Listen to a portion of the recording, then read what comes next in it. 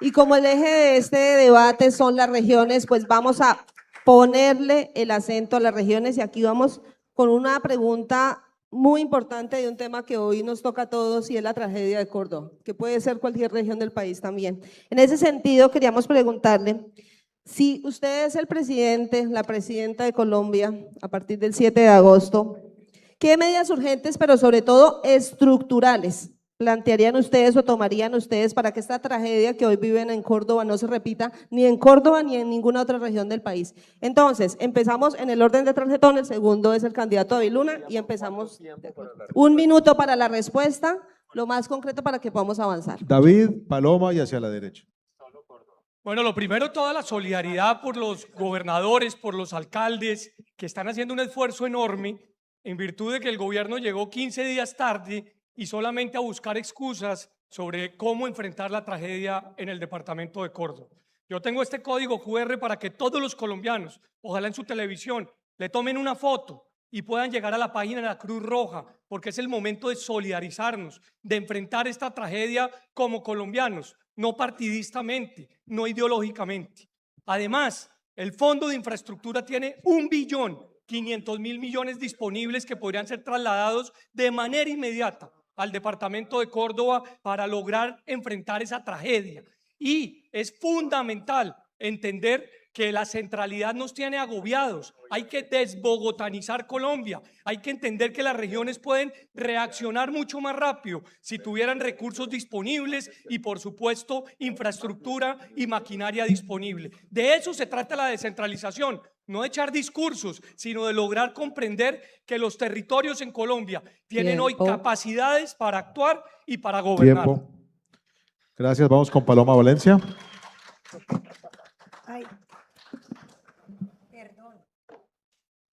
Bueno, vea, lo primero es que nosotros tenemos que entender que en las listas de efectos de calentamiento global, Colombia está siempre entre los 5 primeros. Nosotros lo sabemos hace años y vienen gastándose la plata de mitigación del calentamiento global en documentos. Aquí hay que hacer las obras de infraestructura que este país necesita. La protección costera que se ha iniciado en Cartagena y que tiene que hacerse en todo el Caribe. La protección para las inundaciones. Esto implica nuevos embalses, no con propósitos energéticos, sino con propósitos climáticos, que pueden servir para contener las inundaciones y para proveer agua en los momentos de escasez. Cuando usted tiene una represa, la disminución de un fenómeno de inundación llega a ser del 20% menor y podemos subirlo más si tenemos los canales que se pueden activar en momentos dados para evitar las inundaciones. Este país tiene que darse cuenta que este es un riesgo que tenemos. Termino diciendo lo siguiente. Se necesita un plan de vivienda urgente y de reparación de esas comunidades. Me duele mucho que estén hablando de una nueva emergencia económica, cuando nos enteramos por la Contraloría que se han gastado 32 billones de pesos en contratos a dedo sin procesos licitatorios, que han metido 56.000 contratistas por más de 6 millones de pesos y además 6 millones más en 16.000 funcionarios de planta. Tengan prioridades. Aníbal Gaviria. Este tema tiene una dimensión de coyuntura y una dimensión estructural.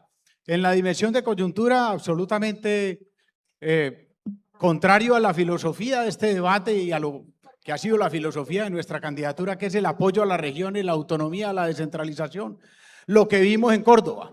Llega el presidente a patear a los gobernadores y a los alcaldes. No, esto tiene que ser en equipo, trabajando en equipo, para trabajar sobre la coyuntura, que es cómo atender hoy a las gentes de Córdoba, del norte de Urabá, del sur de Bolívar, de Sucre, la coyuntura, la alimentación, las frazadas, los colchones, trabajo en equipo, presidencia, gobernación y alcaldes. Y eso hará Aníbal Gaviria en todos los frentes. Pero hay un tema estructural, y el tema estructural es de largo plazo.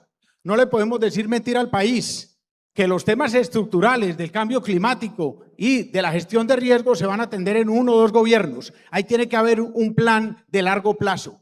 Y ese plan de largo plazo tiene un problema, que es el populismo, porque la gente quiere que le den hoy la solución, pero no quiere invertir en la solución para mañana. Un plan estructural de largo plazo basado sobre todo en la reubicación de viviendas en zonas de alto riesgo.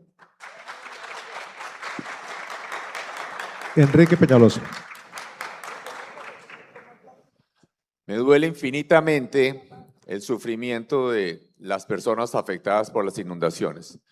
Pero esto hacia el futuro se evita es con obras que hay que hacer, terraplenes, canales y además hacer las ciudades donde hay que hacerlas.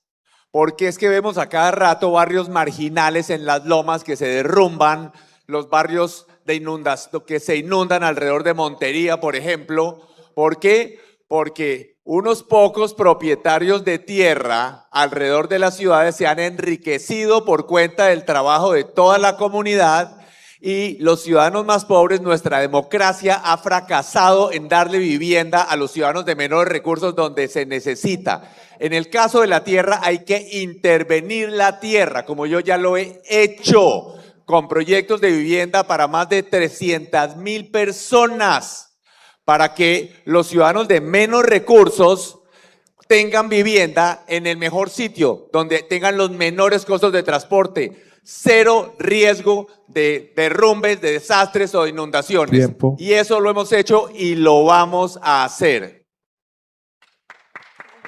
Mauricio Cárdenas. Bueno, estamos viendo un episodio más del centralismo extorsivo. ¿Qué es lo que ha hecho Petro? Controla los recursos del gobierno nacional, cierra la llave frente a los departamentos cuyas gobernaciones están en manos de personas que no le son afines ideológicamente. Y eso ha secado de recursos a las regiones. Es un centralismo que al mismo tiempo tiene un elemento que lo vimos esta semana en Montería, que es el presidente chantajeando y el presidente acusando a otros. No podemos ser ese tipo de presidente. Presidente para trabajar con los gobernadores y con los alcaldes independientemente de sus ideologías. Mi propuesta acá, también para todos los compañeros de la gran consulta, defender el acto legislativo que le va a dar más recursos a las regiones, pero en la ley de competencias incluir unas disposiciones que nos permitan que a nivel territorial se tenga la capacidad para mejorar la infraestructura que se requiere. Es decir, que los recursos los manejen los gobernadores para que la infraestructura sea resiliente y no tengamos estos desastres. En la ley de competencias lo lograremos y le daremos esa autonomía a las regiones. Candidata Vicky Dávila. Sabemos que Petro se gastó 14 billones de pesos antes de la entrada en vigencia de la ley de garantías. Hoy tenemos 170,000 damnificados en Córdoba y Sucre y nos dicen que no hay un solo peso. Nosotros aquí lo que tenemos que hacer es, primero, que no se roben la plata, porque en este gobierno se robaron la plata de la prevención y de la atención de los desastres en medio del escándalo de la UNGRD. Pero ¿qué vamos a hacer llegando al gobierno? Primero, tener en cuenta el ordenamiento territorial, que la gente no construya, que no se asiente en los lugares donde se pueden inundar. Ya nos dijeron que esta tragedia se puede repetir muy especialmente en Córdoba. Tenemos que adaptar las obras de infraestructura al cambio climático, que no se roben la plata, prevención, prevención y más prevención. Y en el caso de Córdoba, la solución está ahí, URRA 2, quedó lista. URRA 2 en el gobierno anterior y no hicieron absolutamente nada. Hay que dinamizar el gobierno, hay que hacer lo que toca y entender que estas tragedias sí se pueden evitar. En este caso se hubiera podido evitar. Hoy tenemos 9,000 viviendas arrasadas, destruidas. Ojalá ya hayan empezado el plan de reconstrucción, porque Petro se dio cuenta de lo que pasó en Córdoba y Sucre solo 9 días después, porque estaba en luna de miel en Gorgona. Juan Daniel Oviedo.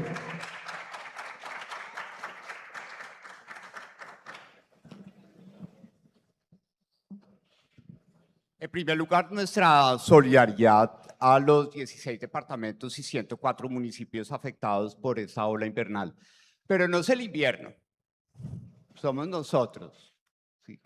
Por estar sumidos en la confrontación permanente y en el ruido de la política, se nos olvidó que desde 2012 existe en Colombia una estructura legal para anticipar los riesgos de desastres y para hacer un monitoreo climático.